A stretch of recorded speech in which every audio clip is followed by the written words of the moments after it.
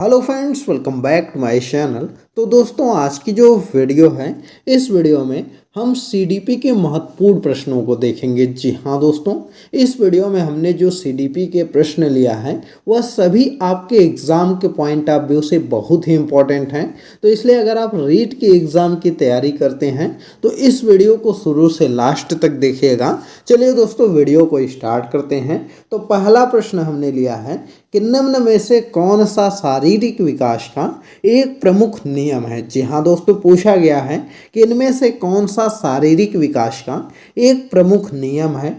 मानसिक विकास से भिन्नता का नियम, कि अनियमित विकास का नियम, या द्रुतगामी विकास का नियम, या कल्पना और संवेगात्मक विकास से संबद्ध का नियम। तो देखिए दोस्तों, अगर हम बात करें तो शारीरिक विकास का जो प्रमुख नियम है वह है अनियमित विकास का नियम। जी हाँ दोस्तों, बी वाला विकल्प आपका सही होगा। अनियमित विकास का नियम जो है यह जो है कि शारीरिक विकास का एक प्रमुख नियम है। शैशवावस्था में जो शारीरिक वृद्धि है यह काफ़ी तेज़ी से होती है। परिवर्तन भी काफ़ी तेज़ी से शैशवावस्था में होता है, और यह जब बाल्यावस्था में बालक पहुंचता है तो उसकी शारीरिक वृद्धि जितना जो है कि उसकी शैशवावस्था में होती है उसके हिसाब से थोड़ा कम होती है। तो इस चीज़ को याद रखिएगा। चलिए अगला प्रश्न देखते हैं दोस्तों। अगला प्रश्न आपका है कि शारीरिक वृद्धि और विकास को कहते हैं। जी हाँ दोस्तों, पूछा गया है कि शारीरिक वृद्धि और विकास को क्या कहा जाता है। तत्परता, अभिवृद्धि, गतिशीलता, या आनुवंशिकता। तो देखिए, अगर हम बात करें शारीरिक वृद्धि और विकास को जो कहते हैं वह आपका कहा जाता है अभिवृद्धि। जी हाँ दोस्तों, जो शारीरिक वृद्धि होती है उसको अभिवृद्धि बोला जाता है। तो इस चीज़ को याद रखिएगा। शारीरिक वृद्धि और विकास जो होता है वह अभिवृद्धि कहलाता है। तो इस चीज़ को याद रखेंगे। अगला प्रश्न देख लेते हैं। अगला प्रश्न आपका है कि नवजात शिशु का भार होता है। जी हाँ दोस्तों, यह प्रश्न आपका पूछा गया था, बिहार टेट हुआ था एक बार, उसमें यह प्रश्न आया था कि जो नवजात शिशु होता है उसका भार कितना होता है। यह सीडीपी में ही पूछा गया था, तो इसलिए हम यह प्रश्न करवा रहे हैं दोस्तों। आपके भी एग्ज़ाम में यह प्रश्न आ सकता है कि नवजात शिशु का भार कितना होता है। तो देखिए, अगर हम बात करें नवजात शिशु का तो उसका जो भार होता है वह 7.5 पाउंड के बराबर होता है। कितना होता है? तो 7.5 पाउंड के बराबर होता है, जो कि आपका 3.17 किलो के आसपास होता है। तो इसको आप याद रखिएगा, और यह जो है कि इसका बी वाला ऑप्शन हो जाएगा, क्योंकि यह 7 पाउंड के आसपास है। तो यह ऑप्शन आपका सही हो जाएगा। और जो बालक की लंबाई होती है वह 19.5 इंच होती है। इस चीज़ को भी याद रखिएगा। पूछा जा सकता है कि बालक की लंबाई कितनी होती है, नवजात शिशु की लंबाई कितनी होती है, तो वह लगभग आपका 19.5 इंच के आसपास होती है। इस चीज़ को याद रखिएगा। अगला प्रश्न देखते हैं। अगला प्रश्न आपका है कि शारीरिक विकास का क्षेत्र है। जी हाँ दोस्तों, पूछा गया है कि शारीरिक विकास का क्षेत्र क्या होता है। आपका स्नायु मंडल है, कि स्मृति है, कि अभिप्रेरणा है, कि समायोजन है। तो देखिए, अगर हम बात करें शारीरिक विकास का जो क्षेत्र होता है आपका वह स्नायु मंडल होता है। जी हाँ दोस्तों, ये वाला विकल्प आपका सही होगा। स्नायु मंडल का संबंध शारीरिक विकास से होता है, जबकि जो आपका स्मृति है, अभिप्रेरणा है और समायोजन है, इसका संबंध आपका विकास के क्षेत्र से होता है। तो इस चीज़ को याद रखिएगा। शारीरिक वृद्धि और विकास अलग होता है, तो इस चीज़ को याद रखेंगे। अगला प्रश्न देखते हैं दोस्तों। यह जो भी प्रश्न हम आपको करवा रहे हैं यह सभी प्रश्न आपके रीट एग्ज़ाम के पॉइंट ऑफ व्यू के हिसाब से बहुत ही इम्पोर्टेंट हैं। इनको आप अच्छे से पढ़ लीजिएगा। यह सभी प्रश्न आपके एग्ज़ाम में आने वाले प्रश्न हैं। और दोस्तों, जितने भी प्रश्न हम करवा रहे हैं इसके पहले हमने 4-5 वीडियो अपलोड किया है। तो अगर आप सीडीपी की वह सभी वीडियो देख लेते हैं तो गारंटी मानिए कि आपका एक भी प्रश्न एग्जाम में नहीं छूटेगा। तो इसलिए आप इसको अच्छे से पढ़ जाइए। अगला प्रश्न आपका है कि शरीर के आकार में वृद्धि होती है क्योंकि। तो पूछा गया है कि शरीर के आकार में जो वृद्धि होती है यह क्यों होती है।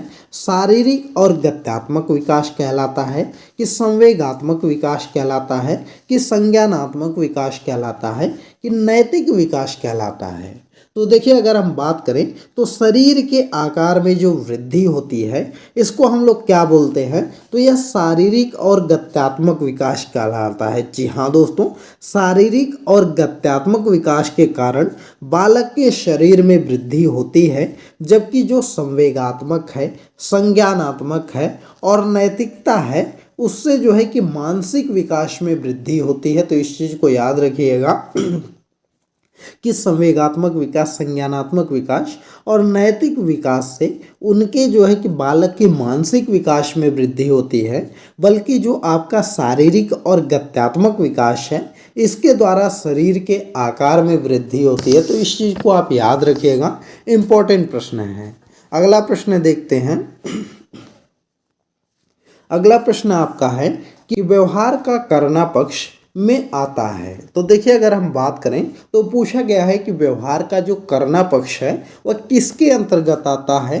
सीखने के गतिक क्षेत्र में आता है, कि सीखने के भावनात्मक क्षेत्र में आता है, कि सीखने के मनोवैज्ञानिक क्षेत्र में आता है, कि सीखने के संज्ञानात्मक क्षेत्र में आता है।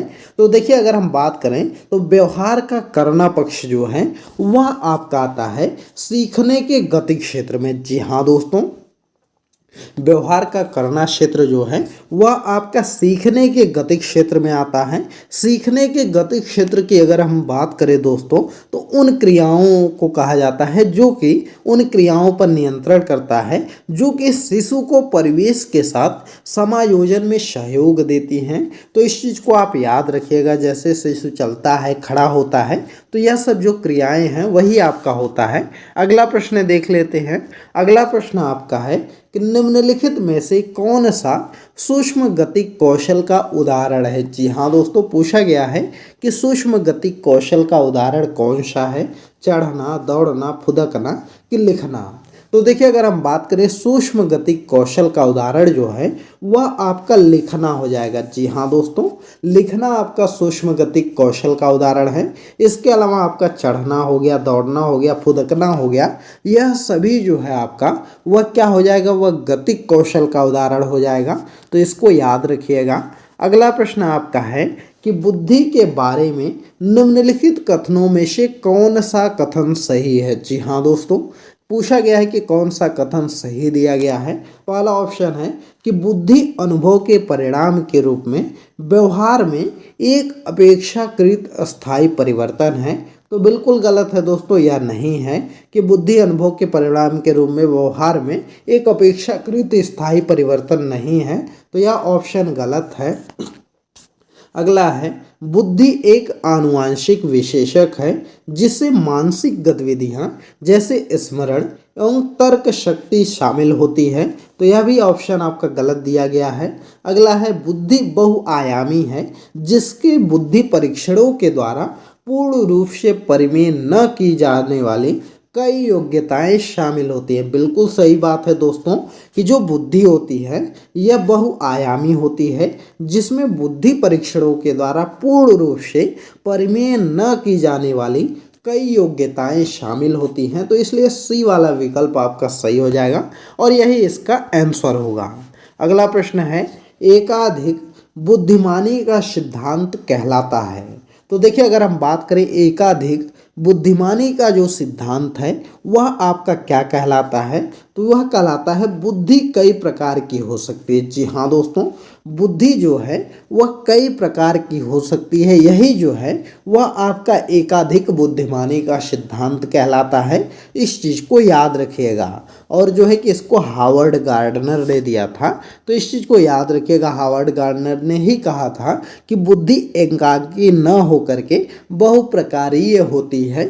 तो इस चीज़ को याद रखिएगा दोस्तों। यह जो भी प्रश्न हम आपको करवा रहे हैं बहुत ही सिलेक्टेड प्रश्न हैं और यह सभी प्रश्न एग्जामों में आए हुए प्रश्न हैं। तो इसलिए आप इसको अच्छे से देखिएगा और हमारा सजेशन है कि आप जो है ये एक शॉर्ट नोट्स भी बनाते चलिए, जिससे कि जो भी प्रश्न हम आपको करवाएं उसको नोट किए रहेंगे तो आपको रिवीजन करने में आसानी होगी और आपकी चीज़ें वो आप भूलेंगे नहीं। तो इसलिए शॉर्ट नोट्स ज़रूर बनाइए। और सबसे ज़रूरी सूचना दोस्तों कि हमको टेलीग्राम पर ज़रूर फॉलो कर लीजिएगा, क्योंकि टेलीग्राम चैनल जो है उस पर इस वीडियो का PDF वगैरह दिया जाता है जब क्लास ख़त्म होती है, और साथ ही में जब भी वीडियो अपलोड होती है तो उसका लिंक वगैरह भी प्रोवाइड किया जाता है।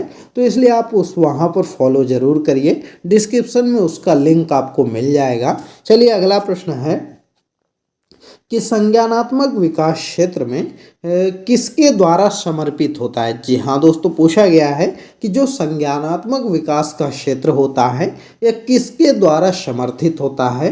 तो ऑप्शन है जितना संभव हो उतनी आवृत्ति से संगत और सुनियोजित परीक्षाओं का आयोजन करना। तो यह आपका गलत ऑप्शन है। अगला है उन गतिविधियों को प्रस्तुत करना जो पारस्परिक पद्धतियों को सुदृढ़ बनाती हैं। तो यह भी ऑप्शन आपका गलत दिया गया है। अगला है एक समृद्ध और विविधतापूर्ण वातावरण उपलब्ध कराना। तो बिल्कुल सही दोस्तों है, संज्ञानात्मक विकास निम्न में से जो है कि यह इसके द्वारा समृद्ध और आपका समर्पित होता है। तो इसको याद रखिएगा, सी वाला विकल्प आपका सही हो जाएगा। अगला प्रश्न है कि बच्चे के संज्ञानात्मक विकास को सबसे अच्छे तरीके से कहाँ परिभाषित किया जा सकता है। तो देखिए, अगर हम बात करें बच्चे के संज्ञानात्मक विकास को सबसे अच्छे से जो है कि कहाँ पर परिभाषित कर सकते हैं, खेल के मैदान में, कि विद्यालय एवं कक्षा में, कि ऑडिटोरियम में, कि गृह में। तो देखिए, संज्ञानात्मक विकास की बात करें तो वह जो है कि विद्यालय और कक्षा में जो है वह सबसे ज़्यादा जो है कि सर्वाधिक प्रदर्शित कर सकते हैं। इसके अलावा जो है कि अगर पूछा जाए कि सामाजिक विकास बच्चे का कहाँ पर ज़्यादा होता है तो वह आपका खेल के मैदान में होता है। तो इस चीज़ को याद रखिएगा। अगला प्रश्न देखते हैं। अगला प्रश्न है कि हार्वर्ड गार्डनर का बहुबुद्धि सिद्धांत सुझाता है। तो हार्वर्ड गार्डनर का बहुबुद्धि सिद्धांत क्या सुझाता है कि वृद्धि को केवल बुद्धिलब्ध परीक्षा से ही निर्धारित किया जा सकता है, कि शिक्षक को चाहिए कि विषय वस्तु को वैकल्पिक विधियों से पढ़ाने के लिए बहुविधियों को एक रूपरेखा की तरह ग्रहण करें। तो बिल्कुल सही दोस्तों है कि जो शिक्षक है उसको चाहिए कि विषय वस्तु को वैकल्पिक विधि से पढ़ाने के लिए बहुविधियों को एक रूपरेखा की तरह उसको ग्रहण करना चाहिए। तो यही जो है कि आपका हार्वर्ड गार्डनर जो है कि बहुबुद्धि के सिद्धांत को सुझाता है। तो बी वाला विकल्प आपका सही हो जाएगा और यही इसका आंसर है। अगला प्रश्न है कि बहुबुद्धि सिद्धांत निम्नलिखित में से निहितार्थ देता है, और आगे लिखा आपका सिवाय। तो बहुबुद्धि का जो सिद्धांत है इसके सिवाय जो है कि निहितार्थ देता है। तो इसमें ऑप्शन है संवेगात्मक बुद्धि बुद्धि लब्धि से संबंधित नहीं है, या बुद्धि संक्रमण संक्रियाओं का विशिष्ट समुच्चय है जिसका प्रयोग एक व्यक्ति द्वारा समस्या समाधान के लिए किया जाता है, विषयों को विभिन्न तरीकों से प्रस्तुत किया जा सकता है, या विविध तरीकों से सीखने का आकलन प्रस्तुत किया जा सकता है। तो देखिए, इसका जो सही आंसर है वह आपका बी वाला ऑप्शन हो जाएगा। जी हाँ दोस्तों, बहुबुद्धि का सिद्धांत जो है वह जो निहितार्थ प्रस्तुत करता है कि संवेगात्मक बुद्धि बुद्धि लब्धि से संबंधित नहीं है, बल्कि विषयों को विभिन्न तरीकों से हम प्रस्तुत कर सकते हैं और विविध तरीकों से सीखने का आकलन भी प्रस्तुत किया जा सकता है, किंतु बुद्धि प्रक्रमण संक्रियाओं का एक विशिष्ट समुच्चय होता है, विशिष्ट समुच्चय है, और जिसका उपयोग जो है कि एक व्यक्ति द्वारा समस्या समाधान के लिए किया जाता है, यह सही नहीं है। तो बी वाला विकल्प आपका सही नहीं है और यही इसका आंसर हो जाएगा। तो इसको आप याद रखिएगा।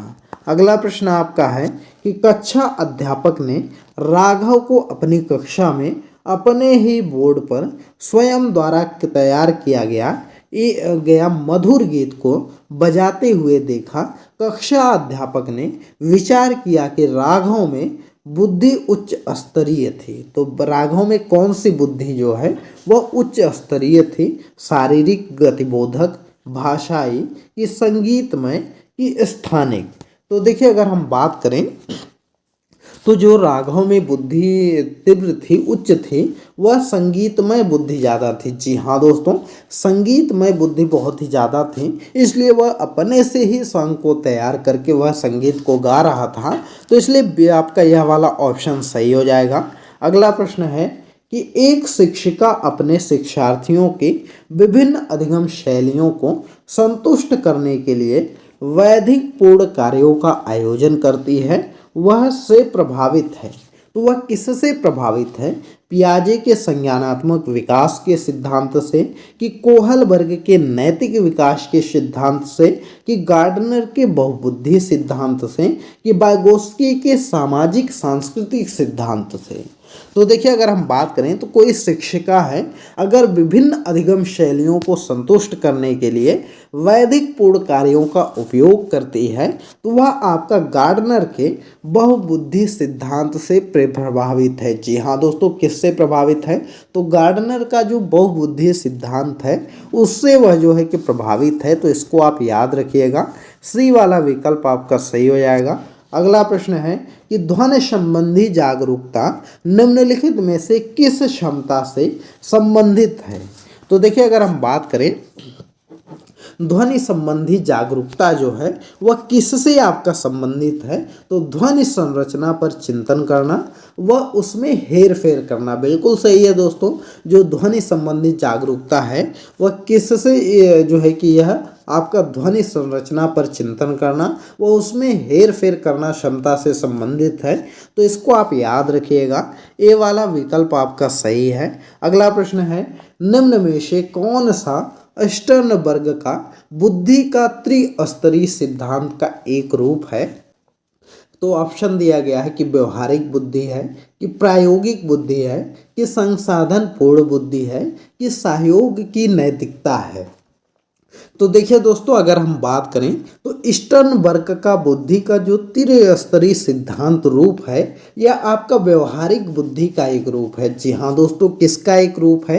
तो व्यवहारिक बुद्धि आपका हो जाएगा। ये वाला विकल्प आपका सही हो जाएगा, यही इसका आंसर है। चलिए अगला प्रश्न देखते हैं। अगला प्रश्न आपका है कि निम्नलिखित में से कौन सा आलोचनात्मक दृष्टिकोण बहुबुद्धि सिद्धांत से संबद्ध नहीं है? तो पूछा गया है कि कौन सा ऐसा जो है वह बहुबुद्धि सिद्धांत से संबद्ध नहीं है। तो इसमें ऑप्शन है कि यह शोधाधारित नहीं है, या विभिन्न बुद्धियां भिन्न भिन्न विद्यार्थियों के लिए विभिन्न पद्धतियों की मांग करती हैं, कि प्रतिभाशाली विद्यार्थी प्रायः एक क्षेत्र से ही अपने विशिष्टता प्रदर्शित करते हैं, कि इसका कोई अनुभवात्मक आधार नहीं है। तो देखिए अगर हम इसमें सही आंसर की बात करें तो इसका जो सही आंसर है वह आपका है प्रतिभाशाली विद्यार्थी प्रायः एक क्षेत्र में ही अपने विशिष्टता प्रदर्शन करते हैं। तो यही आपका सही आंसर हो जाएगा, यही आपका बहुबुद्धि सिद्धांत से संबद्ध नहीं है। बाकी इसके अलावा जो है यह तीनों इससे संबंधित है, तो इसको आप याद रखिएगा। अगला प्रश्न हम देखते हैं। अगला प्रश्न है, इनमें से कौन सा त्रितंत्री सिद्धांत में व्यवहारिक बुद्धि से का अभिप्राय नहीं है? तो देखिए अगर हम बात करें व्यवहारिक बुद्धि का जो अभिप्राय आपका नहीं है, ऑप्शन देख लेते हैं कि पर्यावरण का पुनर्निर्माण करना, केवल अपने विषय में व्यवहारिक रूप से विचार करना, या इस प्रकार के पर्यावरण का चयन करना जिससे आप सफल हो सके, कि पर्यावरण के साथ अनुकूलन करना। तो देखिए अगर हम सही आंसर की बात करें तो इसका जो सही आंसर है वह आपका व्यवहारिक बुद्धि का जो अभिप्राय नहीं है वह है कि केवल एक अपने ही विषय में व्यवहारिक रूप से विचार करना, यह जो है कि इसका आपका अभिप्राय नहीं है। बाकी यह तीनों अभिप्राय हैं, तो इसलिए बी वाला विकल्प आपका सही हो जाएगा, क्योंकि गलत विकल्प ही आपसे पूछा गया था। अगला प्रश्न है कि संप्रत्यय निर्माण का प्रथम सोपान है। तो देखिए अगर हम बात करें सम प्रत्यय निर्माण का प्रथम सोपान आपका क्या होता है, सामान्यीकरण, विभेदीकरण, प्रत्यक्षीकरण की पृथक्करण। तो देखिए संप्रत्यय निर्माण का जो प्रथम सोपान आपका होता है वह प्रत्यक्षीकरण होता है। जी हाँ दोस्तों, संप्रत्यय निर्माण का प्रथम सोपान जो होता है वह प्रत्यक्षीकरण होता है, फिर उसके बाद आपका विभेदीकरण होता है, फिर पृथक्करण होता है और सबसे लास्ट में आपका सामान्यीकरण होता है। तो इसको याद रखिएगा, संप्रत्यय निर्माण का पहला प्रथम सोपान प्रत्यक्षीकरण, दूसरा सोपान विभेदीकरण, तीसरा सोपान पृथक्करण, चौथा सोपान आपका सामान्यीकरण होता है। तो इस चीज़ को याद रखिएगा। तो दोस्तों आज यह टॉप 20 क्वेश्चन ही देखेंगे जो कि आपके एग्जाम के पॉइंट ऑफ व्यू से बहुत ही इंपॉर्टेंट प्रश्न है। आप इस वीडियो को 2-3 बार रिपीट करके जरूर देख लीजिएगा, जिससे कि आपको सभी प्रश्न अच्छे से तैयार हो जाए। और दोस्तों आप लोग चैनल को अगर सब्सक्राइब नहीं किए तो सब्सक्राइब जरूर कर लीजिएगा, क्योंकि जब तक आपका एग्ज़ाम आएगा तब तक हम पूरा सिलेबस कवर करा देंगे, साथ ही में एक अच्छी प्रैक्टिस सेट आपको करवा देंगे, जिससे कि आपका कोई भी प्रश्न एग्जाम में नहीं छूटेगा। और इस बार तो आपका 100% रीट एग्ज़ाम निकल के रहेगा। तो इसलिए चैनल को सब्सक्राइब जरूर करिए और टेलीग्राम चैनल पर भी हमको फॉलो कर लीजिए, लिंक उसका डिस्क्रिप्शन में दिया गया है। चलिए दोस्तों मिलते हैं अगली एक नई वीडियो में। यह वीडियो आपको कैसी लगी कमेंट करके बताइएगा, और वीडियो पसंद आई हो तो वीडियो को लाइक करिए, ज़्यादा से ज़्यादा शेयर करिए।